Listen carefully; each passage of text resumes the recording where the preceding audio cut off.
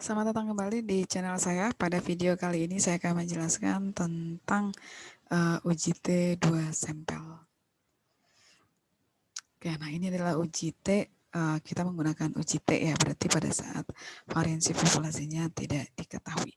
Nah, uji T2 sampel ini berarti adalah menguji dua sampel ya. Jadi kita akan uji dua sampel. Nah, dua sampel ini akan dibedakan nanti untuk yang ada yang independen dan ada yang dependen.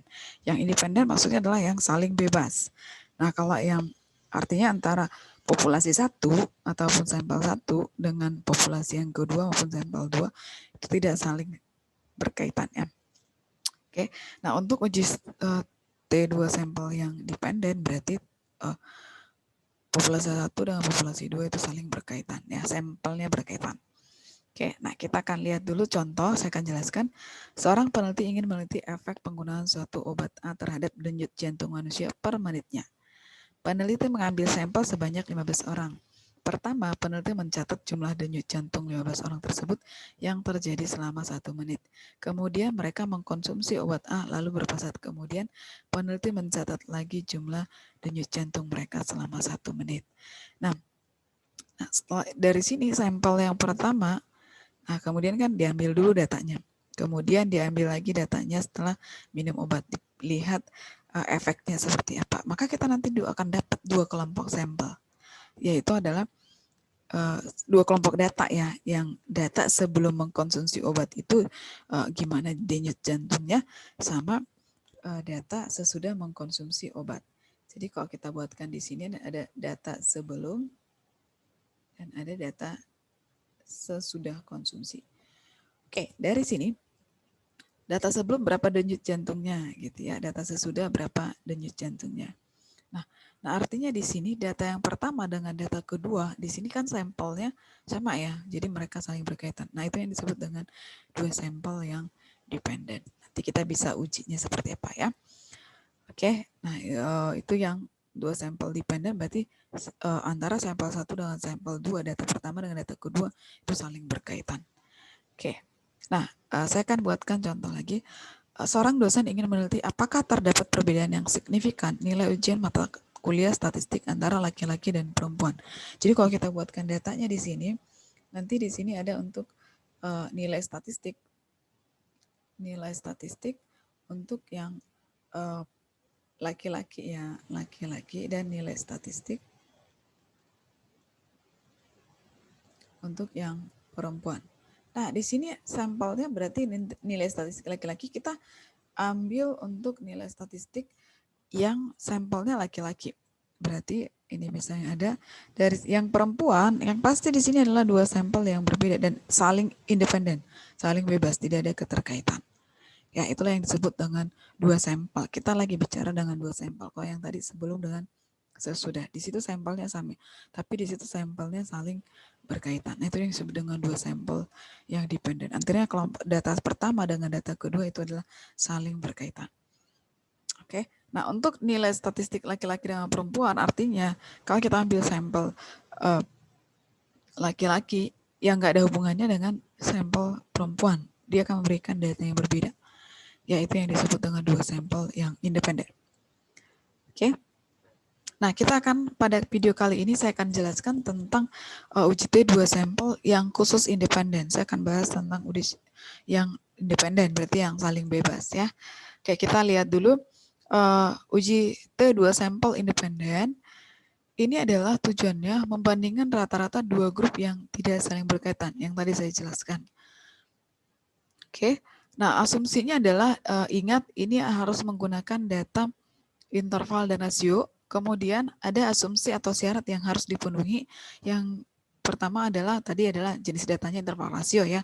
Kemudian yang kedua adalah data harus berasal dari populasi yang berdistribusi normal. Jadi pertama kita harus lihat dulu apakah dia normal atau enggak. Kalau distribusinya normal berarti kita bisa gunakan uji ini. Oke, prinsip pengujiannya kita mau lihat perbedaan asumsi yang kedua ini ya. Apakah ada variansi, perbedaan variansi antara kedua kelompok data?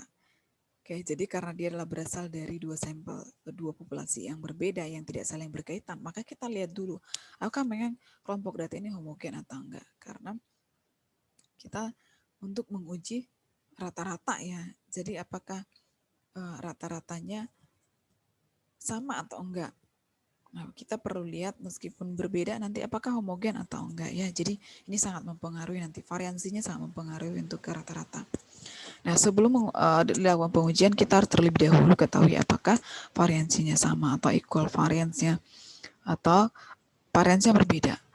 Oke, ini kita peroleh dari mana? Uji homogenitas varians terlebih dahulu ya. Oke, langkah-langkah pengujiannya ini tidak jauh beda dengan langkah-langkah pengujian hipotesis. Yang pertama kita harus rumuskan dulu hipotesisnya, H0 dan H1-nya. H0-nya adalah μ1 sampai μ2. H1-nya bisa 3 kemungkinan. Yang pertama, μ1 kurang dari μ2. H1-nya bisa juga adalah μ1 lebih besar dari μ2. Bisa juga μ1 tidak sama dengan μ2. Coba perhatikan di sinilah langkah-langkah pengujian uji T ya. Nah, kemudian kita tentukan alfanya. Kemudian kita tentukan daerah kritisnya, daerah penolakan ada di mana.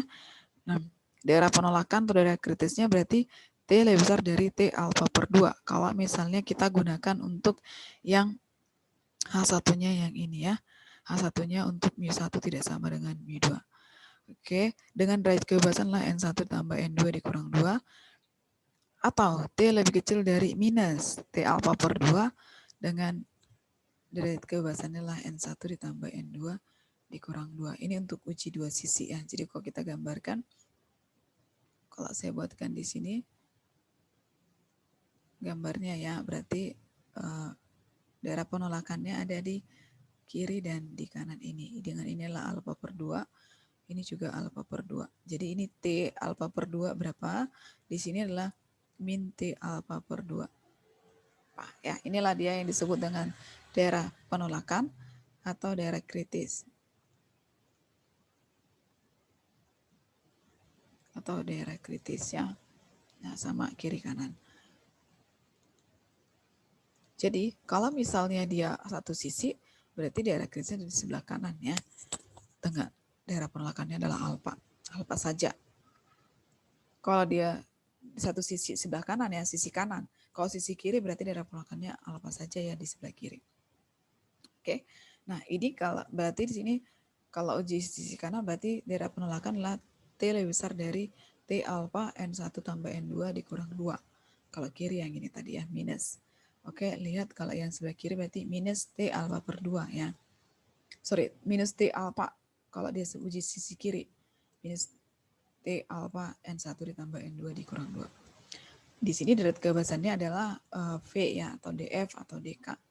DF degree of freedom, DK derajat kebebasan, itu adalah dilambangkan dengan V, N1 tambah N2 dikurang dengan 2. Nah, langkah-langkah pengujian yang berikutnya adalah kita tentukan homogenitas variansnya. Apakah kedua populasi ini mempunyai varians yang sama atau beda ya. Dengan rumusnya adalah F varians terbesar di slide sebelumnya saya dibuatkan. Varians terbesar dibagi dengan varians terkecil atau S1 kuadrat atau SA kuadrat ya per S2 SB kuadrat. Kemudian yang kelima kita akan cari T hitungnya. Oke, untuk uji T kalau variansinya sama kita gunakan fold variance. Rumusnya adalah yang ini. Coba perhatikan di sini X bar 1 dikurang X bar 2 dikurang μ1 dikurang μ2. Ini μ1 dikurang μ2 kita dapat dari H0-nya. Jadi kalau misalnya H0-nya adalah μ1 sama dengan μ2. Artinya di sini boleh kita buatkan ini μ1 dikurang dengan μ2 berarti sama dengan 0. Nah, ini yang kita akan masukkan ke sini. Atau yang kita boleh lambangkan juga dengan D0 gitu ya. Mungkin ada yang menggunakan rumus D0. Oke, tapi kalau misalnya μ1 apakah contoh kalau kita buatkan kita mau menguji apakah perbedaan tinggi laki-laki dengan perempuan sama dengan kita mau uji misalnya lebih besar dari 5 gitu. Berarti kita buatkan H0-nya μ1 dikurang μ2. μ1 lebih besar dari μ2 dikurang 5 misalnya. Atau μ1 dikurang μ2 lebih besar dari μ1 dikurang μ1 sama dengan μ2 ditambah 5 misalnya. μ1 dikurang μ2 berarti lebih besar dari 5. Nah, berarti yang kita masukkan di sini D0 mu1 dikurang mu2 adalah 5 itu ya. Jadi tergantung dari masalah yang diberikan. Nah, oke, rumusnya ini adalah untuk yang varians homogen. Kemudian kalau untuk variansnya yang tidak homogen, maka kita tinggal masukkan aja yang ini, X bar 1 dikurang X bar 2 dikurang dengan mu1 dikurang mu2 ya. Baru per akar dari S1 kuadrat per N1 ditambah S2 kuadrat per N2. Kalau yang varian sama berarti kita harus masukkan dulu S1-nya berapa, ya tinggal dikalikan dengan N1 ya ini, dan seterusnya. Ini untuk varian sama dan ini untuk yang varian berbeda. Atau kalau misalnya kita setelah uji homogenitas, kita peroleh variansnya ada yang homogen, maka kita gunakan rumus ini. Kalau yang ini berarti waktu kita ketemukan bahwa varians tidak homogen, maka kita gunakan rumus yang di bawah ini. Oke. Kemudian kita akan ambil keputusan dan kita akan buat kesimpulan. Itu langkah yang ke-6 ya. Nah, kita akan buat contoh soalnya. Suatu percobaan dilakukan untuk membandingkan kausan karena gosokan dua bahan yang dilapisi. 12 bahan 1 diuji dengan memasukkan tiap potong bahan ke dalam mesin pengukur aus ya. Nah, kemudian ada 10 potong bahan 2 diuji dengan cara yang sama dimasukkan ke dalam mesin pengukur aus. Nah, dalam tiap hal diamati kausannya. Sampel 1 memberikan ternyata rata-ratanya adalah dari 12 potong ini kausannya adalah 85 satuan dengan simpangan bakunya 4. Sedangkan sampel 2 memberikan rata-rata kausan 81 dengan simpangan bakunya 5. Nah, dapat disimpulkan bahwa dengan tarif kepercayaan 0,05 berarti alfanya 0,05 ya.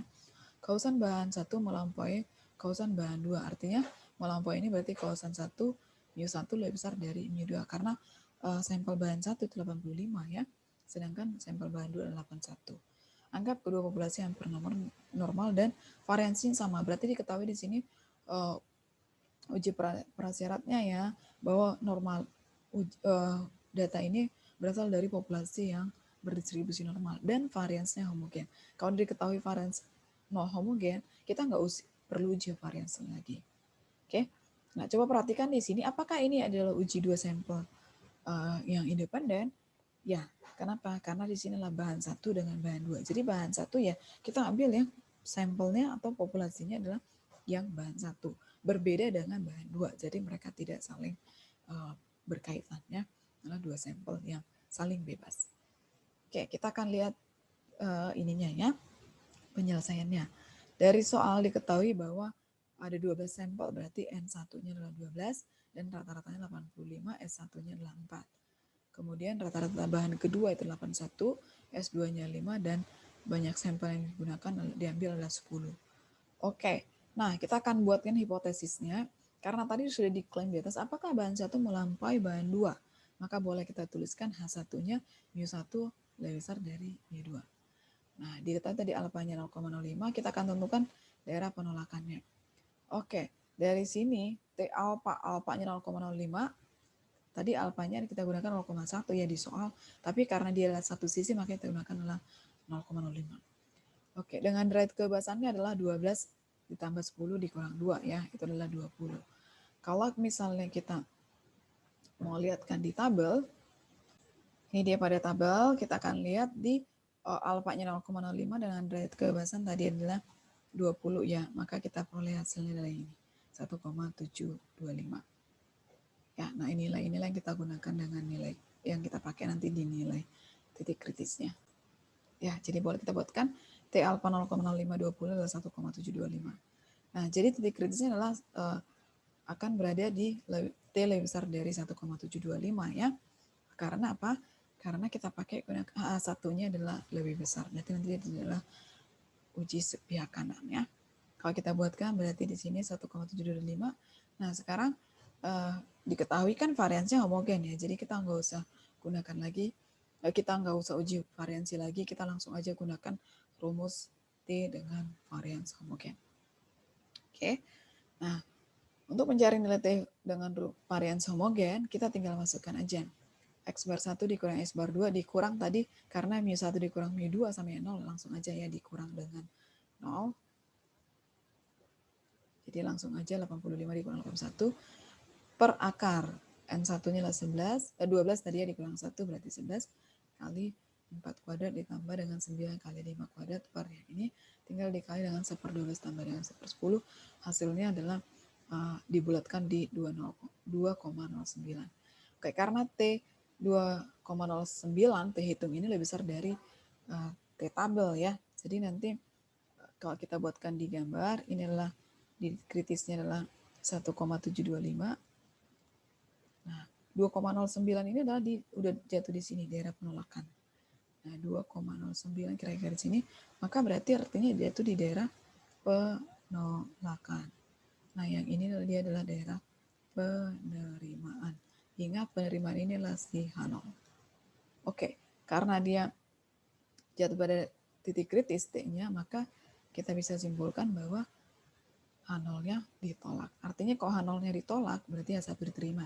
H1 tadi adalah mu1 lebih besar dari mu2. Artinya kausan bahan 1 melampaui kausan bahan 2. Ya, yang lebih cepat haus berarti haus adalah bahan 1. Oke. Nah, kita akan lihat lagi contoh soal yang kedua ya. Untuk memperdalam pemahamannya, untuk menentukan apakah suatu serum baru akan memperlambat leukemia, 9 tikus dipilih yang semuanya kena penyakit tersebut pada tahap lanjut. Oke, jadi untuk menghasilkan obat biasanya diuji cobakan dulu ke hewan ya. Oke, nah 5 tikus mendapat serum yang tadi ya, serum leukemia yang memperlambat leukemia dan 4 tidak. Umurnya kita buatkan dalam tahun. Sejak permulaan percobaan datanya adalah sebagai berikut ya.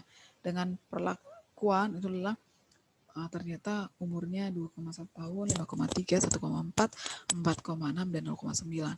Tanpa perlakuan ini adalah 1,9, 0,5, 2,8, 3,1 tahun ya. Coba perhatikan di sini, untuk yang independen, data sampel itu sampel 1 dengan sampel 2 bisa berbeda. Tapi kalau yang dependen pasti sama. Data sampel 1 pasti banyaknya sama dengan data sampel yang kedua karena saling berkaitan ya. Kalau yang pertama kalau yang di sampel independen bisa berbeda. Nah, yang ditanyakan di sini pada tarif keperhatian 0,1 berarti alfanya 0,1. Dapatkah disimpulkan bahwa serum tadi menolong? Artinya kalau serum tadi menolong, serum yang memperlambat leukemia ini artinya apakah itu menolong? Berarti kita lihat dari apakah umurnya lebih besar yang menggunakan serum dengan yang nggak menggunakan serum. Lebih panjang ya. Apakah rata-rata dengan perlakuan mu1 misalnya kita buat ini lebih besar dari tanpa perlakuan. Rata-rata dengan tanpa perlakuan. Oke, itu yang akan kita uji di sini ya. Apakah serum tadi menolong. Nah, kita akan lihat contohnya. Penyelesaiannya ya. Kita dapat tadi X bar 1, kalau kita gunakan dengan Excel ya, saya langsung ambil aja di sini hasilnya. X bar 1 itu berarti adalah sampelnya ya, 2,86, S1 adalah 1,97, N1-nya adalah 5. Oke, ini yang kita buatkan yang kelompok 1 ya, yang diberi serum ya. Untuk yang kelompok 2 yang nggak diberi serum dengan tanpa perlakuan ya. X bar 2-nya adalah 2,08, S2-nya adalah 1,17. Ini adalah data sampel ya, varian sampel. Varian populasi tidak diketahui, maka kita gunakan UCT ya. N2 sama dengan 4. Oke. Nah, kita bisa nanti kalian boleh cek dengan kalkulator ya. Oke, kita bisa buatkan hipotesisnya. H0 berarti adalah mu1 sama dengan mu2. Oke. H1-nya adalah mu1 lebih besar dari mu2. Oke, kenapa tadi? Karena apakah serum tadi menolong? Kita udah langsung klaim berarti mu1 dengan serum. Apakah rata-rata masa hidupnya lebih besar dari rata-rata tanpa serum? Oke, diketahui tadi alfanya adalah 0,1. Jadi kita akan buatkan daerah kritisnya. Daerah penolakan H0-nya adalah T lebih besar dari T alfa.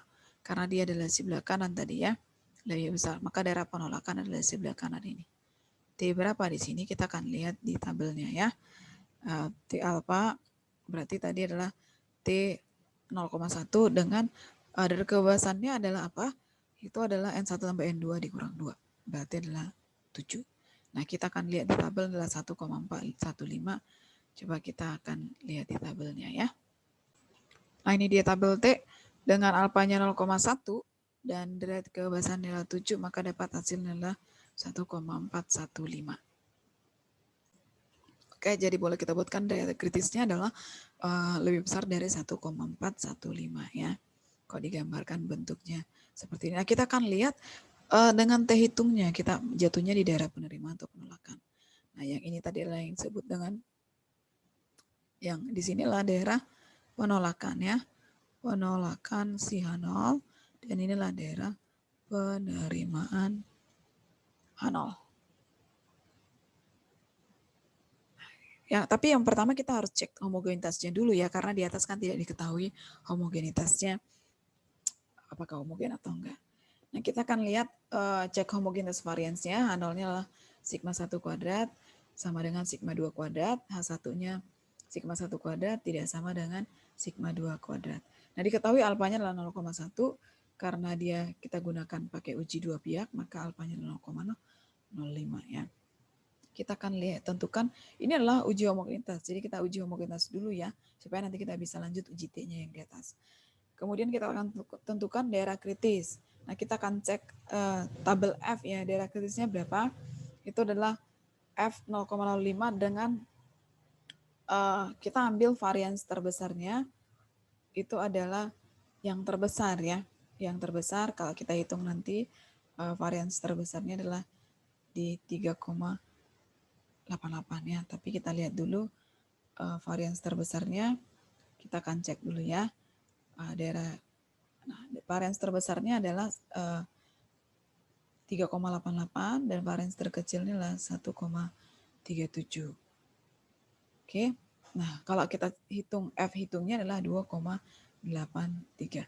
Jadi kita akan lihat di sini berarti derajat kebebasannya untuk yang varians terbesar itu adalah 4 ya. Yaitu 4, yaitu tadi adalah yang menggunakan serum. Ya, derajat kebebasannya kan N-1 kan. Oke. Untuk yang tidak menggunakan serum adalah 3. Jadi untuk variansi yang menggunakan serum itu adalah 3,88 dan variansi untuk yang tidak menggunakan serum adalah 1,37. Nah, kalau dihitung variansi hitungnya, F hitungnya adalah 2,83. Sedangkan F tabelnya adalah 9,12. Oke. Nah, daerah kritisnya berarti jatuh di lebih besar dari 9,12. Nanti ini bisa dicek di tabel ya. Kita akan perhatikan untuk di tabelnya seperti apa, saya akan tunjukkan.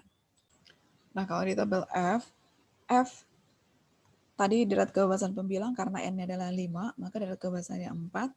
Ini adalah yang dengan perlakuan tadi ya, yang menggunakan serum, variansinya lebih besar, yaitu adalah 3,88 ya. Maka yang menggunakan serum itu adalah 5 sampel, maka derajat kebebasannya adalah 4. Dan yang tanpa menggunakan serum itu derajat kebebasannya adalah 3. Maka dapat di sini berdasarkan tabel itu adalah F tabelnya adalah 9,12. Oke. Nah, kita akan bandingkan ini, berarti di sini kita peroleh bahwa F hitung 2,83 itu jatuh kepada daerah penolakan ya. Jadi kalau kita buatkan di sini gambarnya, ini adalah F tabelnya, itu adalah F tabel sama dengan 9,12. Nah, F hitungnya ini hasilnya adalah 2,83 ya. 2,83 itu jatuh di sini 2,83. Maka inilah daerah penerimaan si H0. Inilah daerah penolakan H0.